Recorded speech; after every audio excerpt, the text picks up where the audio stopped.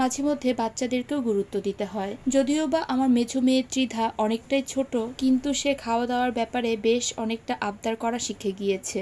সবসময় সবকিছু নিয়ে বায়না করে না, কিন্তু কিছু কিছু বায়না একদম না রাখলেই চলে না। এই যে সৃজার বাবা শুক্রবার দিন বলল যে বিরিয়ানি খাবে, চিকেন বিরিয়ানি, কিন্তু ত্রিধার আবদার ছিল রোস্ট আর পোলাও খাবে।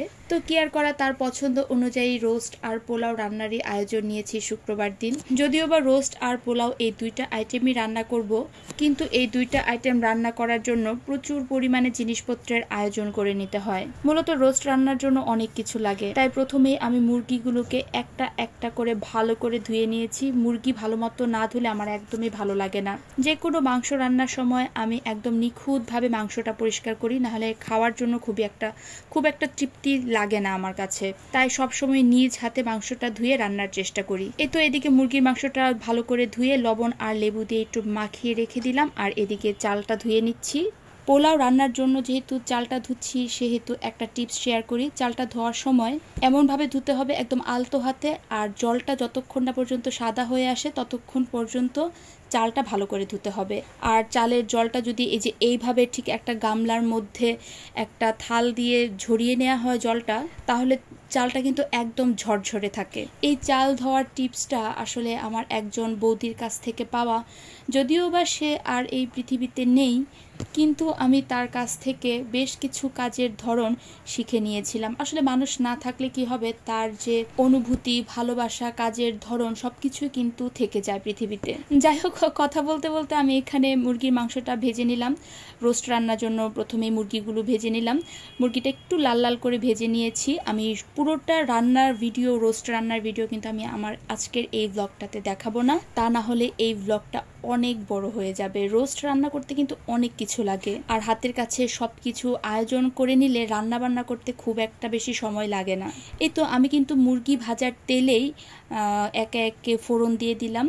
ফোড়নে তো দেখতেই পাচ্ছ আমি কি কি দিয়েছি। তারপরে রসুন কুচি দিলাম, পেঁয়াজ কুচি দিলাম। তারপরে এগুলো একটু ভালো করে ভেজে পেঁয়াজ বাটা, রসুন বাটা এগুলোকেও একটু ভালো করে ভেজে নিয়েছি। তারপর রোজকার যে মশলা হয়, হলুদটা বাদে আমি এখানে লাল মরিচের গুঁড়াটা ব্যবহার করেছি। কাঁচা মরিচটা আমি বেটে ব্যবহার করব ভেবেছিলাম, পর ভাবলাম থাক, লাল মরিচের গুঁড়া ব্যবহার করলে রোস্টের কালারটা কিন্তু অনেক ভালো হয়।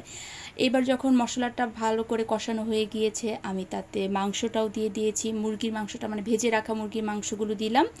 এরপর দিয়ে দিলাম কাজু বাদাম আর কিশমিশ বাটা। এরপর দিয়ে দিলাম হচ্ছে টক দই। এগুলোকে ভালো করে অল্প একটু জলও দিয়ে দিচ্ছি। এগুলোকে ভালো করে একটু কষিয়ে আমি এইখানে মাংসটা সেদ্ধ হওয়ার জন্য রেখে দেব। তারপরে ঘি আর কাঁচামরিচ দিয়ে বেশ কিছুক্ষণ রেখে দিয়েছি। ওই যে আরেকটা চুলায় কিন্তু আমার রোস্ট রান্না হচ্ছে, আর এদিকে পোলাওটাও রান্না করে ফেলছি। পোলাও যেমনভাবে রান্না হয় তেমনভাবেই রান্না করেছি, খুবই সিম্পলভাবে রান্না করেছি। পোলাও রান্না করতে খুব একটা বেশি আসলে সময় লাগে না, রান্না করতে সময় লাগে রোস্টটাই, কারণ রোস্টের পিছনে অনেক কিছু লাগে আর হাতের কাছেই থাকে। পোলাওয়ের চালটা যদি ধোয়া থাকে তাহলে পোলাওটা খুব চটজলদি হয়ে যায়।